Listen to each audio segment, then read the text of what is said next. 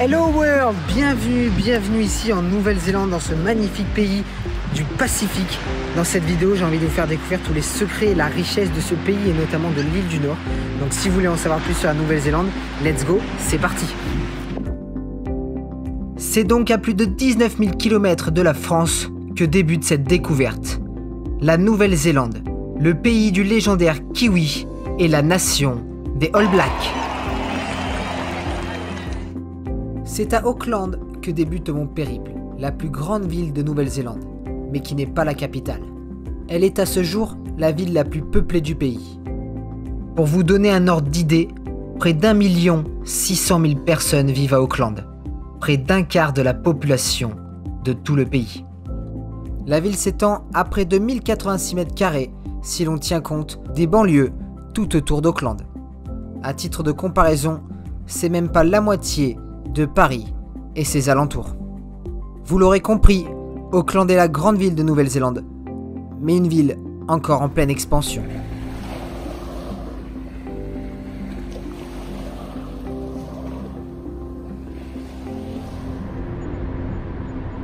L'une des principales choses à savoir sur Auckland, c'est qu'il ne faut pas avoir peur de rester 30 minutes à 1 heure dans les bouchons après la débauche.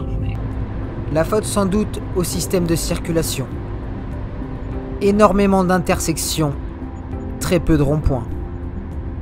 Autre raison, les transports en commun sont relativement chers à Auckland.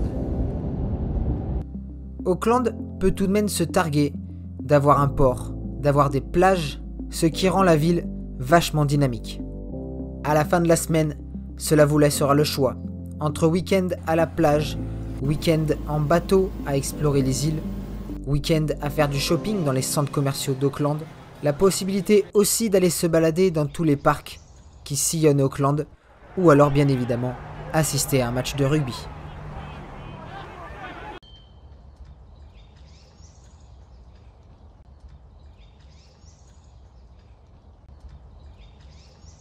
L'architecture moderne d'Auckland prouve que la ville mise sur le futur. Mais pourtant, Auckland a un très lourd passé. La ville a été construite sur un champ volcanique, potentiellement actif. La ville est donc entourée de plusieurs volcans. Et d'ailleurs, la rive ouest de la ville ne possède que des plages volcaniques, des plages de sable noir, alors que la rive est, c'est les plages de sable blanc. Mais les volcans ne sont pas le seul point historique de la ville. Auckland a été fondée en 1840 lors du traité de Waitangi par les Britanniques et les Maoris. La ville a d'abord été choisie pour devenir la capitale de la Nouvelle-Zélande avant finalement d'être remplacée par Wellington. C'est donc une ville très jeune. Le but principal de ce traité est d'unifier les tribus Maoris et les Britanniques. Mais c'est loin d'être aussi simple. Ce traité a été énormément controversé, et l'est toujours. Mais cette année 1840 marque le début d'une nouvelle nation. Au sud-est d'Auckland se trouve la péninsule du Coromandel. C'est ici que se trouvent les plus belles plages de l'île du Nord, et notamment sa mythique plage Cathedral Cove, où a été tourné Le Monde de Narnia 2.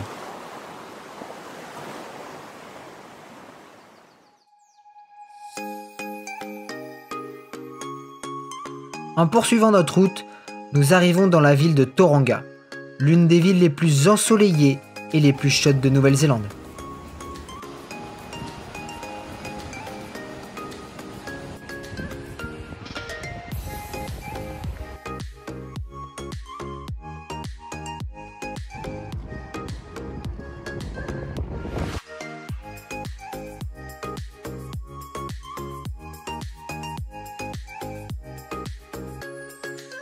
La Nouvelle-Zélande est aussi connue sous le nom de Terre du Milieu, le pays du Hobbit. En 1998, cet endroit n'est qu'une ferme, isolée à 30 km de Tauranga. Mais son destin bascule en 1998 quand le réalisateur néo-zélandais Peter Jackson demande au propriétaire de tourner la saga Le Seigneur des Anneaux. plus de 5000 m² de terre sont creusés pour donner naissance à 39 trous de hobbits dans les collines. Le village est baptisé Hobbiton, là où vivront Fredon, Bilbon Saquet et le reste des hobbits.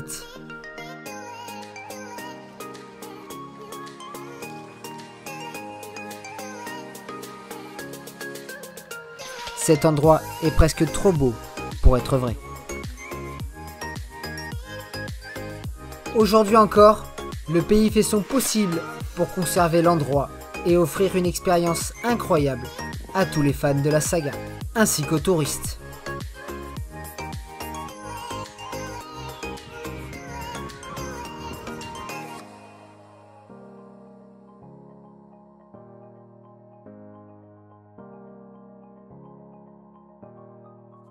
La Nouvelle-Zélande est une terre volcanique, comme le prouve la ville de Rotorua. La ville est entièrement construite sur un plateau volcanique, ce qui donne un paysage plutôt étonnant.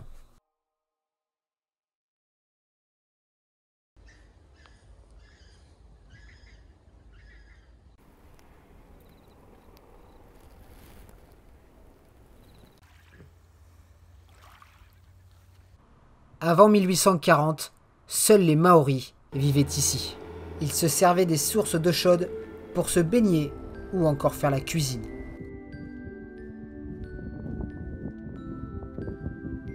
C'est ici qu'on trouve les plus grandes sources d'eau chaude au monde.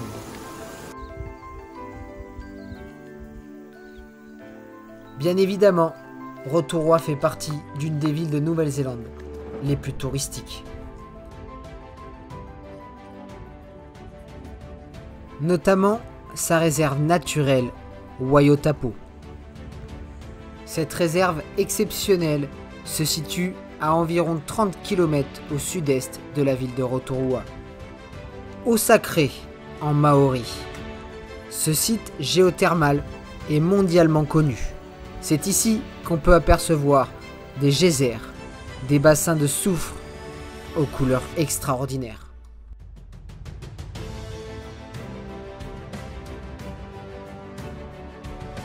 Autre site assez exceptionnel aux environs de Rotorua, Amurana Spring.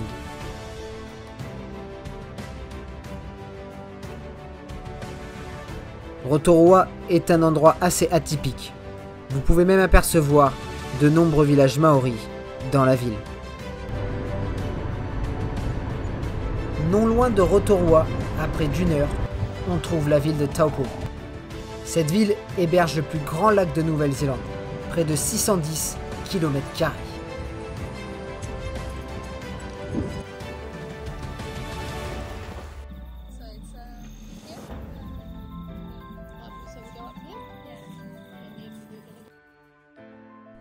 D'ailleurs, l'un des événements populaires de Taupo, c'est la Rotary Réunion. Chaque année, en février, de nombreuses personnes se réunissent autour du circuit de Taupo pour un événement automobile.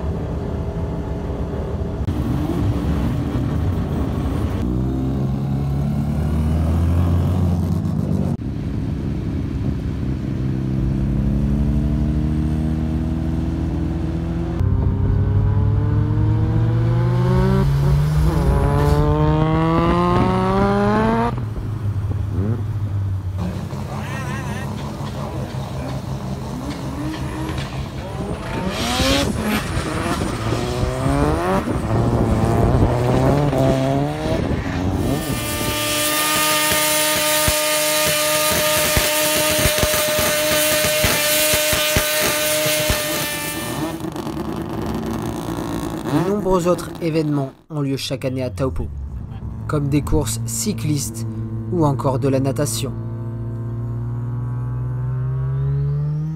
Mais là aussi, à Taupo, il y a une grande histoire, notamment autour de son grand lac. Le lac de Taupo s'est formé après l'explosion cataclysmique d'un supervolcan il y a près de 26 000 ans. Et d'après certains scientifiques, le lac de Taupo, un jour, se réveillera. Ce volcan a produit 2 des éruptions les plus violentes au monde.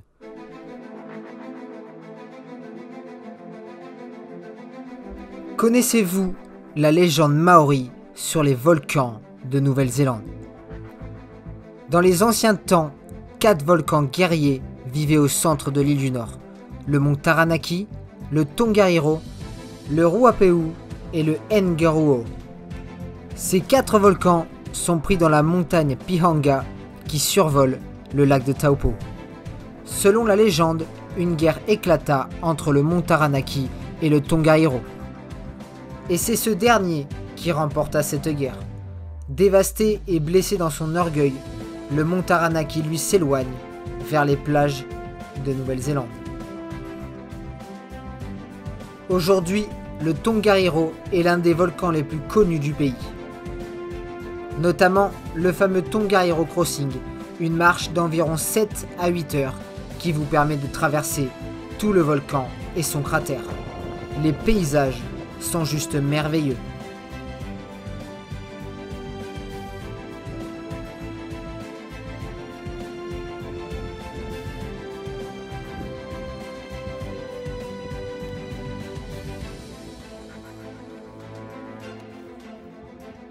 Chaque jour, des centaines de touristes s'élancent dans cette fameuse marche, l'une des marches les plus réputées au monde.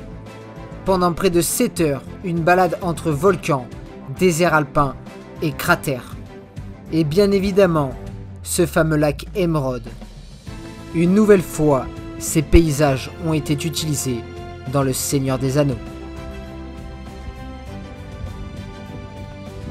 Mais le Tongariro reste un volcan. Et plusieurs éruptions ont eu lieu entre 1855 et 1896. Et pour prouver que le Tongariro ne s'endort jamais, après plus d'un siècle d'inactivité, en décembre 2012, il s'est réveillé. C'est aujourd'hui sa dernière secousse en date.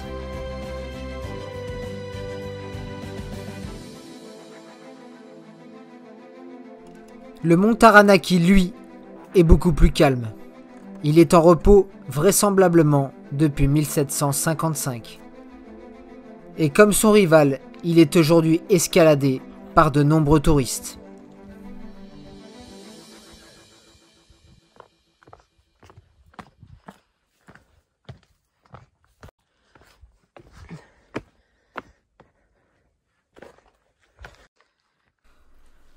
Le volcan du Taranaki a quand même une particularité. Il est considéré comme un des plus symétriques au monde. Une forme assez impressionnante, vue d'en haut.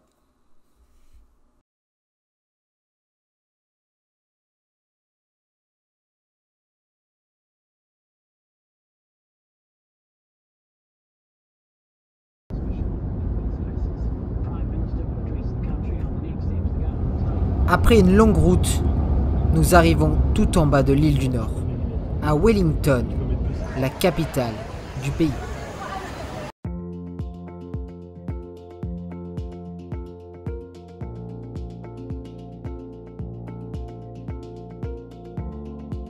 Comme je l'ai dit plus tôt, Wellington est devenue la capitale en remplaçant Auckland en 1865. La capitale est beaucoup moins peuplée qu'Auckland, seulement 212 000 personnes vivent dans la ville. Mais Wellington est le centre politique de la Nouvelle-Zélande.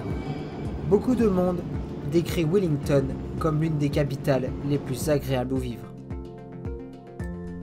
Et d'ailleurs, la capitale accueille aussi les studios Weta de Peter Jackson.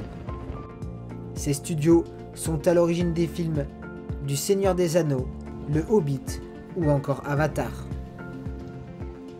Mais Wellington est aussi une magnifique ville, où il fait bon y vivre.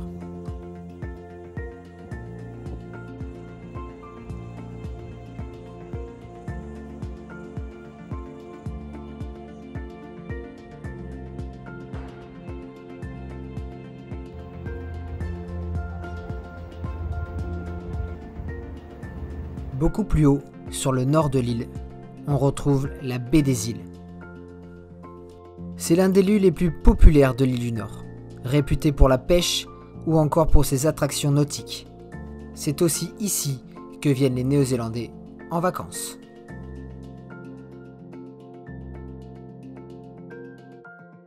La baie des îles est composée de 144 îles, dont la petite île de Urukapuka.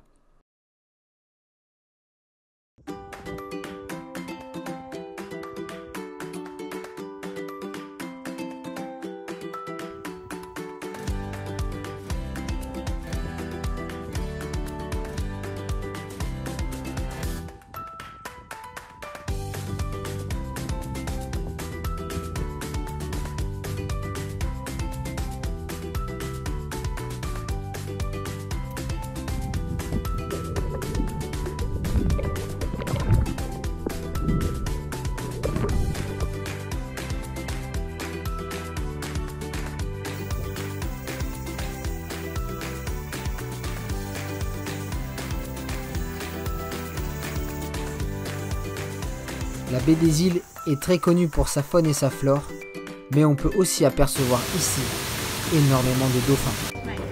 C'est un des lieux les plus paradisiaques de la Nouvelle-Zélande.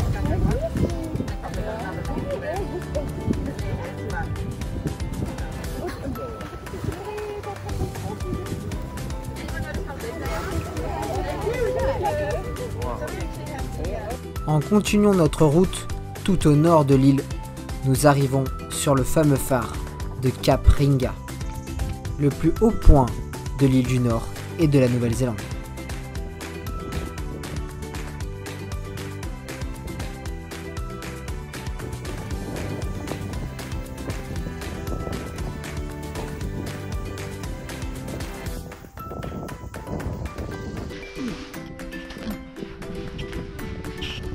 La Nouvelle-Zélande est un pays chargé d'histoire, notamment la ville de Napier sur la côte est, qui en 1931 a été ravagée par un tremblement de terre.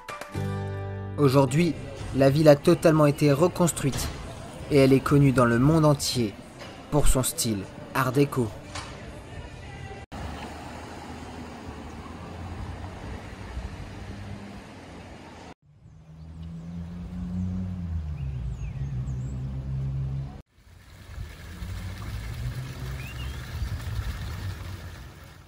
Ici en Nouvelle-Zélande, la plupart des voyageurs voyagent en van, en voiture. C'est beaucoup moins cher si vous voulez. Et avec la possibilité de dormir dans des campings gratuits, de dormir dans des campings payants, vous êtes totalement autonome et vous pouvez être itinérant. Donc la plupart des choses se font effectivement avec votre voiture et ça rend le voyage vraiment spécial. Donc voiture, camper van, camping-car, voilà ce qu'on retrouve vraiment en Nouvelle-Zélande au niveau des voyages. Un sentiment de liberté, c'est ce que vous ressentirez sur les routes de Nouvelle-Zélande. Que ce soit en van, en voiture ou même pour les plus fous, à vélo, tout est fait ici, en Nouvelle-Zélande, pour se déplacer à travers le pays. Des voyageurs du monde entier se rendent en Nouvelle-Zélande pour découvrir ce merveilleux pays et ses incroyables paysages. La nature, les cascades, les plages, sable blanc, sable noir, bien évidemment les montagnes et les villes de Nouvelle-Zélande. Il y a tant de choses à voir ici. Une énorme diversité.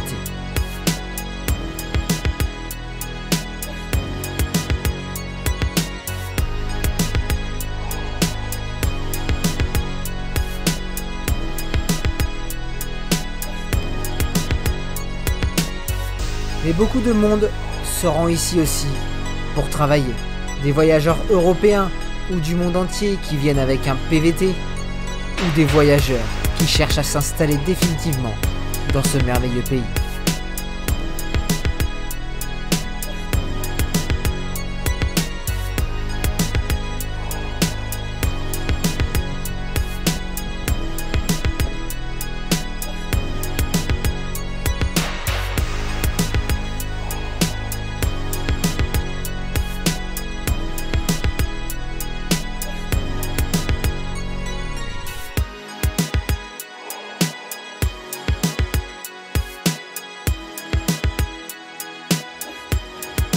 Vous l'aurez compris, la Nouvelle-Zélande est un pays qui regorge de secrets. Un pays chargé d'histoire, possédant une nature exceptionnelle.